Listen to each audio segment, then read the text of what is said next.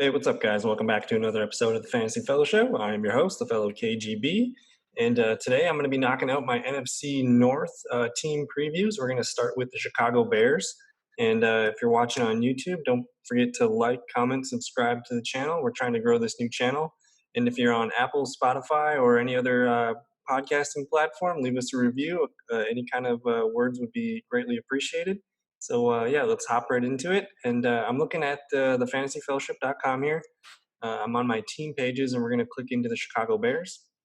So we got Matt Nagy back for his third season. It looks like the Bears got a new offensive coordinator, Bill Lazor. They had Mark Helfrich here for the last few years. Let me update that. Bill Lazor in the 2020 column. So we're going to have a new wrinkle there, but it's still going to be Matt Nagy-based offense. He's been the one that's been calling, I think, the plays there for a while. So not too much change there as long as the head coach is fine. But I guess looking at this depth chart, we got Nick Foles, man. The Bears, they went after Nick Foles in free agency. Actually, they traded for him. He's kind of a big deal. So if we quick look at this, I'm trying to remember what they exchanged for him.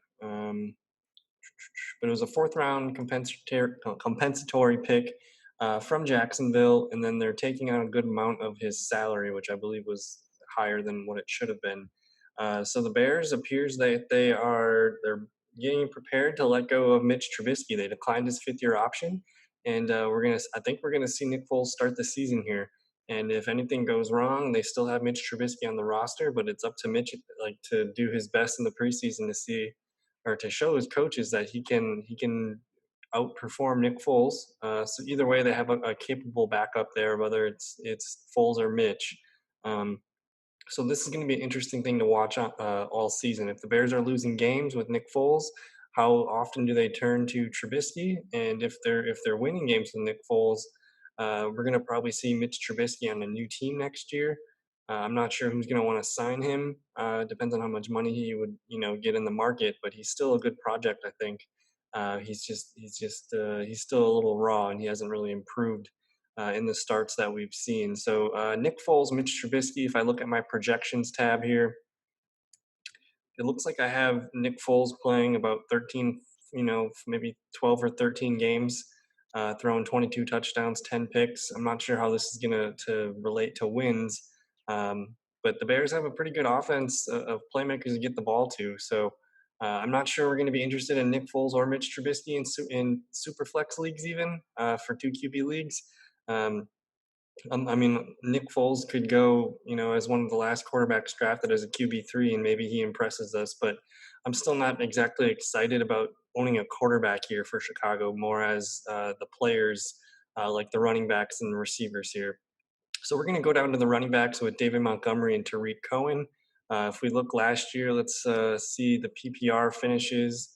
I tend to do PPR as my default line of thinking for fantasy. That's mostly what I play in. So we see David Montgomery here. He finished RB24, almost 900 yards rushing, 6 touchdowns, 25 catches, 185 yards, and a touchdown. So 7 total touchdowns his rookie year. He rushed 242 times. That's a lot of attempts. That's probably near one of the tops in the league. So he tied for 13th most in rushing attempts, where David Montgomery, the volume is not the issue. I mean, he's not going to catch, 40, 50 balls. He's going to be steady, maybe 1 or 2 catches a game. It looks like he caught a lot more actually last year, but there were games where he didn't catch a ball. So Tariq Cohen's the pass catching back. But if we look at Montgomery here, he racked up a lot of carries. We see 1, 2, 3, 4 games over 20 carries, and most games he was over, double-digit carries. A couple games here didn't go very well, but for the most part, they want to give him the ball and they want to control the line of scrimmage and play tough physical football. They weren't really able to do that last year. The offensive line was a bit not of a great situation. And we see here the biggest issue I think I have with David Montgomery is his yards per carry. I mean, I've watched film. I know how David Montgomery runs. He's not a very elusive guy. He's a bigger back. He's 222 pounds, 5'10". So he's a big back. He doesn't have a lot of shiftiness, and he kind of runs. He wants to run through people. But at the NFL level, he wasn't really able to do that very much. He only had a couple games where he was, over 4.5 yards per carry. So the thing with David Montgomery is, can he be more efficient this year? If he's running at like 3.7, 3.6 again to start the year, how quickly do we see them start to put touches in somebody else's plate? I mean, a guy like Tariq Cohen, I know he's a little guy, but I think he deserves more touches. So we'll see what Montgomery can do. I think he's going to probably get, assuming everything's fine and he's running, above the 3.7, 3.8 per clip.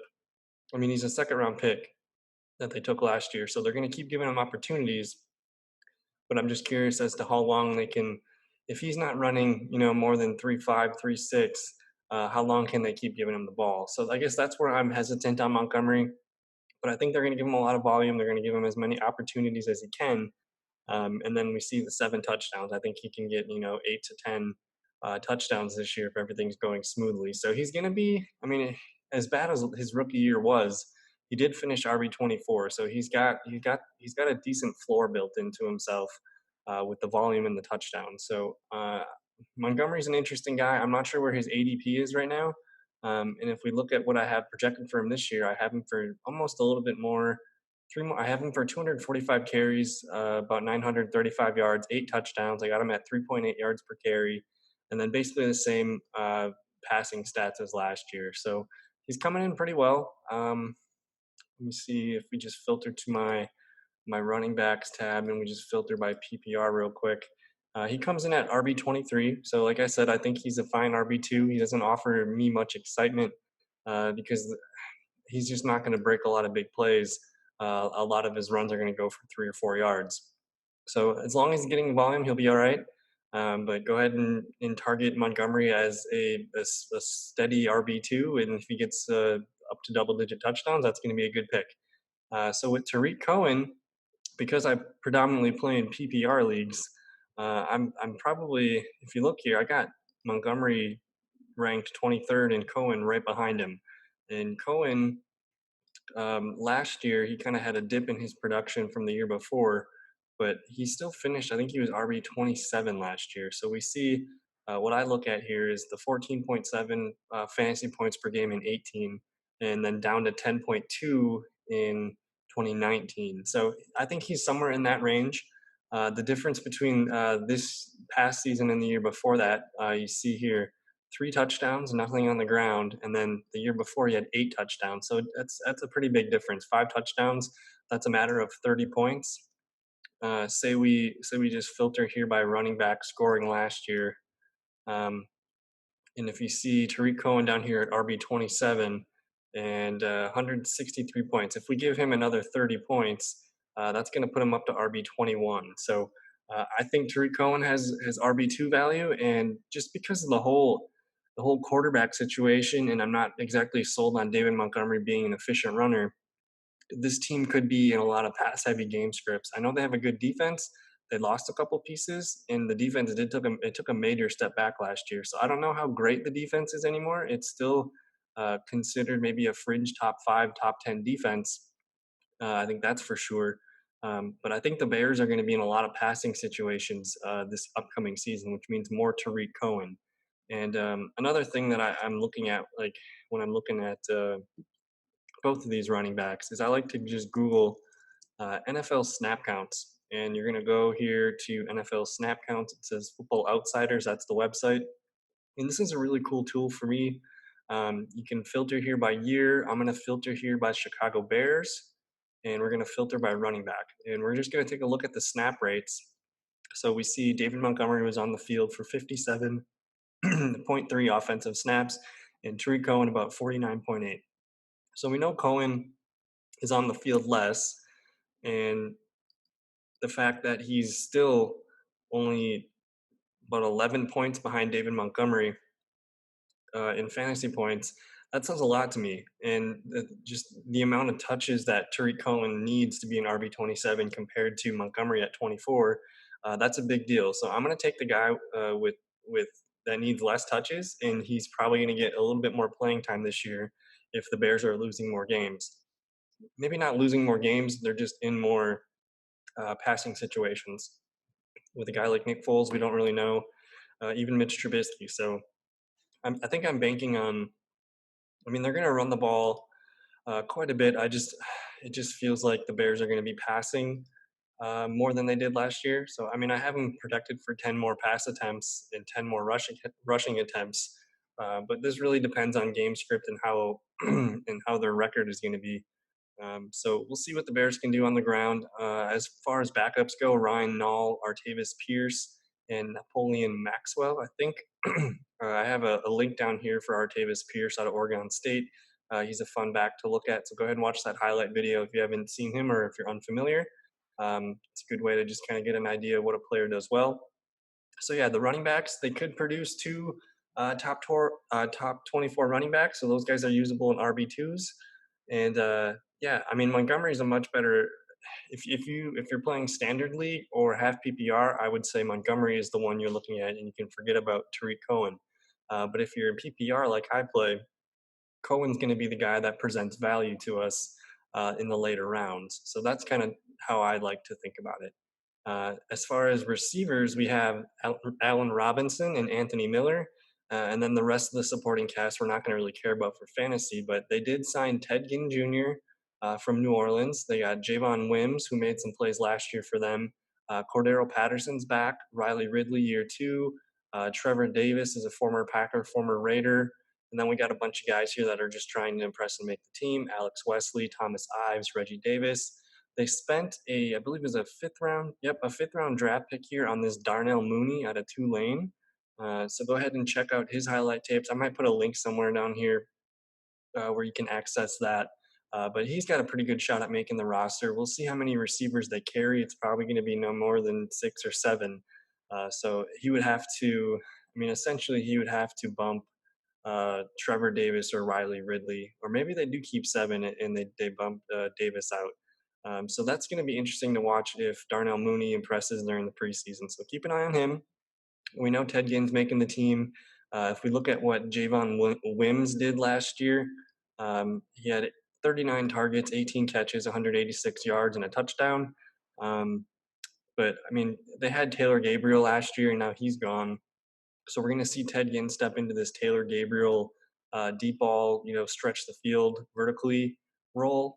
But I mean, outside of that, the Bears aren't going to have a fourth or fifth receiver do much. So it's pretty much. I guess I could add Ted Ginn here to this part of the list as a starter, but it's going to be all about Allen Robinson and Anthony Miller. So we just got to take a minute here to gush about Allen Robinson and how great of a receiver he is in the NFL right now.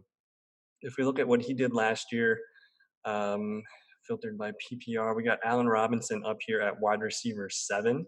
And this is with a full season of Mitch Trubisky. He caught 98 receptions for 154 targets and 1,147 yards, 7 touchdowns. He added a rushing temp for 2 yards. But Allen Robinson's a target hog. I'm not saying that in a bad way. He deserves as many targets as he can get. He was the third most targeted receiver last year with 154, and then he was up there pretty high on the receptions list. He finished sixth in receptions with 98. And then we did see, 1,100 yards and 7 touchdowns. So, I mean, when you're looking at a receiver as your number one receiver, this is kind of what you're looking for. You want guys that are going to get a ton of targets, so 150 plus. You're looking at guys that are going to approach 90 receptions, and Allen Robinson checks that box as well. And you're looking for guys that are going to smash for well over 1,000 yards. And Robinson, he has all that working for him, and he is the primary target near the red zone, and he's just all over the field, and he does so many different things well. So Allen Robinson, I think I have him. Let's take a look here. I have him improving. I have him basically just at what he was last year. I gave him a knockdown, a reception or two, and a target or two, but I gave him more yards, so better yards per catch and another touchdown. And if we look at where I had him finishing PPR scoring, I got him at wide receiver 10. So this feels like his floor. He's got a very good chance at being a top 10 receiver this year. So Allen Robinson, you can take him as early as round 2. Maybe that's a mid-second, late second round pick, depends on the value and who you're drafting with. But Everything about Allen Robinson is going to be good to go for me. So go ahead and target A Rob. And then we're going to talk here about Anthony Miller, who is the third-year receiver out of Memphis. And it took him a little while to get going last year, but down the stretch, we see Anthony Miller really start to come around. So he was wide receiver 45 last year, and filtered by PPR. I mean, he was just at about 8 points per game, but he made a big jump from year one to year two. So we see 52 receptions on 84 targets last year, 656 yards and 2 touchdowns. So he dipped a little bit in yards or touchdowns, quite a bit by five. Um, so if you can get that corrected and you get back towards 5, 6, 7 range, we're looking at a receiver who could crack the top 36 and be a wide receiver three. But this is really all dependent on Nick Foles. But I guess my thinking with Nick Foles is on the Jaguars last year, he was keeping DJ Chark and D.D. Westbrook and Chris Conley. He was keeping all these guys usable in fantasy. So a guy like Anthony Miller as the number two target, he's the clear number two target in this offense. I guess we can count Tariq Cohen as the real number two because he'll probably get a little bit more targets. But as far as a receiving threat outside, it's going to be Allen Robinson, or it's going to be Allen Robinson and Anthony Miller. So if you look here at his game logs, he was really inconsistent about the first half of the year, but starting week 11, we see this huge spike in targets, 11 and 6 receptions for 54 yards. And then we see this run of double-digit fantasy scoring. So he had a really good, it looked like a month of November, December. He had a couple 100-yard games, 2 games with 9 receptions. And then you see these targets start to balloon up a little bit. So this is exciting for Anthony Miller.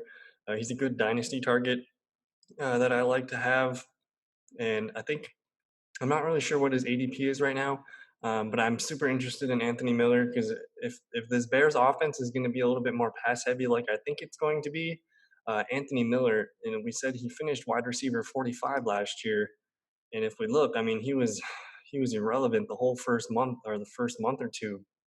And if we can get some consistency here of him hitting, low double digits with a couple boom weeks every now and then, Anthony Miller has the chance to develop into a wide receiver three for us. So I don't know. Take a shot on him in a couple of your drafts. Try to get some ownership in Anthony Miller if the value is right. But that's really it. Allen Robinson is the lock for targets and volume, and then Anthony Miller is a guy that we're kind of interested in from a bench. I guess you would draft him as a bench player and see if he can be worked into your lineup at some point. Um, so yeah, we're gonna move on here to the tight end group, and this might take a while, or I don't know, I might go quickly, but they did bring in Jimmy Graham from Green Bay. They gave him a good amount of money. I think they're paying him $8 million a year for the next 2 years. And then we see, I mean, you just look at this list of tight ends. I think they got 9. Um, so Cole Kmet, the second round draft pick, he was their first pick in the draft. They didn't have a first rounder because of the Khalil Mack trade. But we see tight end here out of Notre Dame, 43rd overall. They got Ben Broniker on the team again. Demetrius Harris, they signed him from Cleveland. Adam Shaheen's still around. JP Holtz is back. Jesper Horsted's back. Eric Saubert and Darian Clark. So they got a lot of stuff here to filter through at tight end. Jimmy Graham's going to be the primary receiving read at tight end, and we'll see if Cole Kmet can. They're probably going to bring Cole a little bit like slowly along, so we'll see if he's getting more work down the season. But Jimmy, it's a good move. I think having Jimmy Graham there for 2 years to mentor Cole Kmet and kind of just let him grow for the next years. But I don't know if we're going to be using Cole Kmet in fantasy anytime soon. It might be 2, 3 year deal for him. So if you're interested in him in Dynasty, he could be the guy eventually. But as far as this year, it's all about Jimmy Graham. If we look at their stats from last year, they were very unsuccessful throwing to tight ends there. So they ended up using 6 tight ends last year. You see Trey Burton, Shaheen, Broniker, Horsted, Holtz, and Saubert, and they all 6 of these guys combined for only 69 targets. And between the group, they only had 46 receptions. So some offenses give all that, amount of volume to one person, and the Bears basically spread it out among 6 guys. There wasn't a lot of continuity there. Trey Burton really struggled. You see Uh, he had 14 receptions and only 84 yards. So they lacked a big playmaking tight end, which I get the Cole Kmet play. Is it Met or Komet? I keep kind of going between the two. But either way, this offense was not very good for tight ends last year. So I don't. I'm basically out of Jimmy Graham in drafts this year. He's too old, and he's just not on a very tight end friendly offense for us right now, especially behind guys. I mean, he would be technically the fourth target. I would imagine Robinson, Cohen, and Miller all get more targets than Jimmy Graham. So, I mean, that's pretty much it for this fantasy team coming up in 2020. Um, we'll quick finish up looking at their draft class here. They did have another second round pick, Jalen Johnson here, cornerback out of Utah. He's a big physical guy. I like this pick a lot.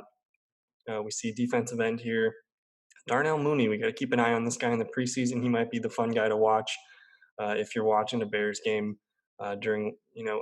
They just announced today that they might be cutting preseason games out, so we'll see how this goes. That might actually be a good thing, though. This would give teams another 2 weeks or so of practice and getting things a little bit more detailed and tight. Then we see the Bears here finish with two guards back to back.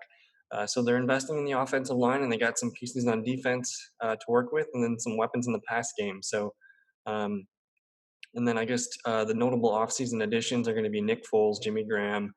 Their big splurge was Robert Quinn, defensive end, pass rusher. Ted Ginn, Artie Burns, Jermaine Ifedi, and then they re-signed some guys here. So that's going to be it for the Bears. This is a big year for Matt Nagy in Chicago. I mean, it's a huge year for Mitch Trubisky. We'll see if he can beat up Nick Foles. But the Bears are at they're at a crossing roads right now with what they want to do as an organization. If they have success this year, Matt Nagy should be sticking around. But I don't know if it's fair for Nagy to be tied to what they've done with their quarterbacks, Foles and Trubisky. So I don't know. We'll see what happens here. I think the Bears are going to be still pretty pesky, but they're likely looking at like an 8-8, 9-7 football club this year. I do think they're going to beat the Vikings, which we'll talk to at the end of this, I guess, 3 or 4 episodes, but we'll get there when we get there. So I just want to say thank you for checking us out, thefantasyfellowship.com. You can follow me on Twitter at theFellowKGB. And if you're liking on YouTube, smash the like button.